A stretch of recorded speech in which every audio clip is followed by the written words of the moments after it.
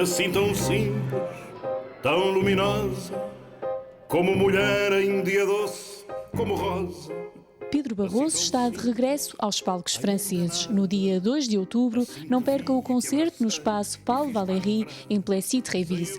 Para reservar o seu lugar, ligue para o número 06 43 45 3450.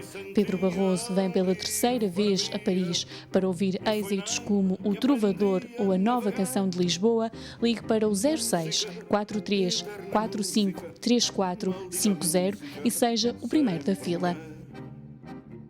Música apaixonada, só não te ama quem não sabe acontecer.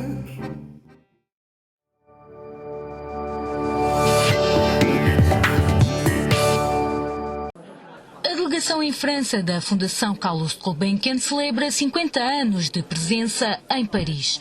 Para assinalar a data, decorreu uma sessão nas instalações francesas, onde foram apresentados alguns resultados de um estudo elaborado por Rui Ramos, do Instituto de Ciências Sociais de Lisboa, sobre as 5 décadas de atividade daquela delegação. Aquilo que constatamos é que a inspiração inicial foi muito diferente daquela que é a de hoje. O objetivo era fundar em Paris um centro de apoio aos estudos sobre Portugal nas universidades francesas. Era isso, daí a biblioteca, daí as publicações eruditas do centro, e foi-se desenvolvendo num mundo que mudou muito desde então.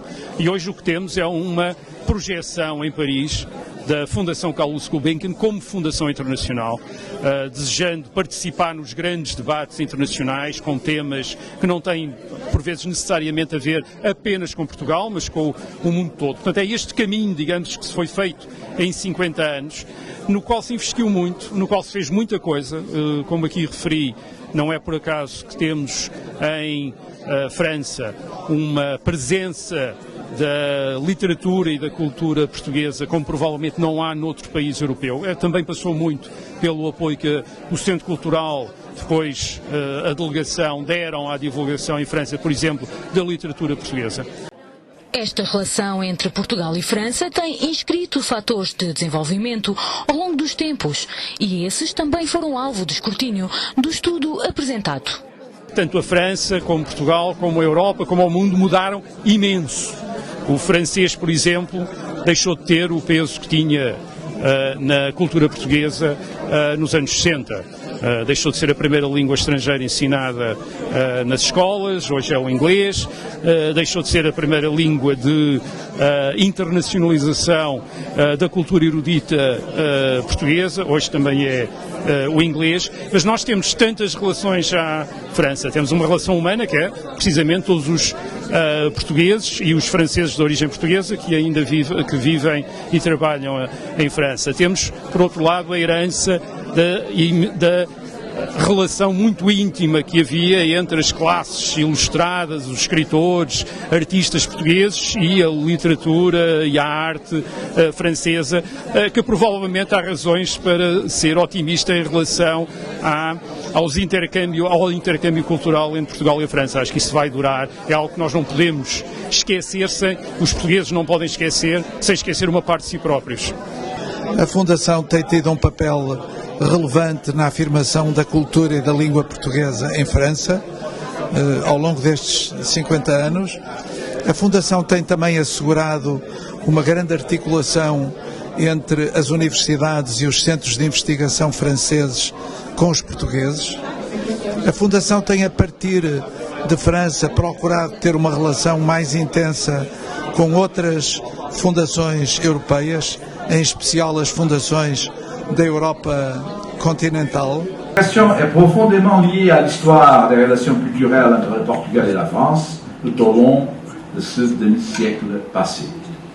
Elle a en effet toujours reflété, au cours des diverses phases qu'elle a connues, les traits les plus importants et caractéristiques, non seulement des rapports culturels entre le Portugal et la France, mais aussi de l'évolution même de ce qu'on a appelé dans ma jeunesse la haute culture, surtout littéraire, de mon pays.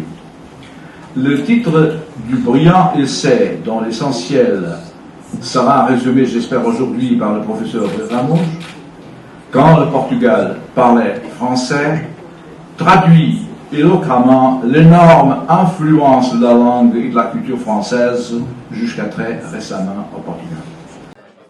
Agora, a Fundação Carlos Gulbenkian assume um novo desafio. Quer chegar mais perto da diáspora e das gerações que sucederam a década de 60.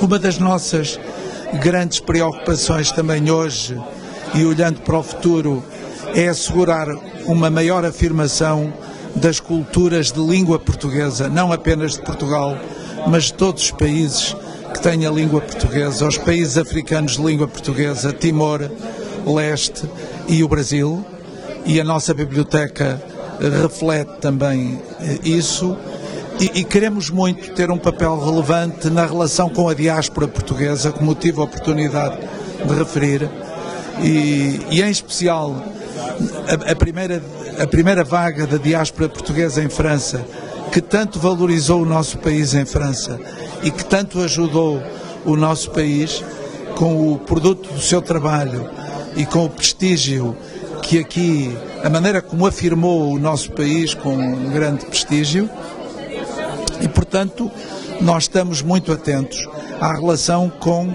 a segunda e a terceira geração dessa diáspora, que é hoje mais a que está mais próxima do nosso tempo e onde há valores extraordinários que nós temos que saber manter ligados a Portugal, porque a força dessas novas gerações e a identidade dessas novas gerações precisam muito também de ser captadas por nós. A sessão de aniversário da delegação em França da Fundação Carlos Gulbenkian contou com a presença de várias individualidades, entre elas a presidente da Câmara de Paris, Anne Hidalgo, e do embaixador português em França, José Moraes Cabral. No âmbito do aniversário, a delegação vai ainda promover uma série de iniciativas que se estenderão até 2016.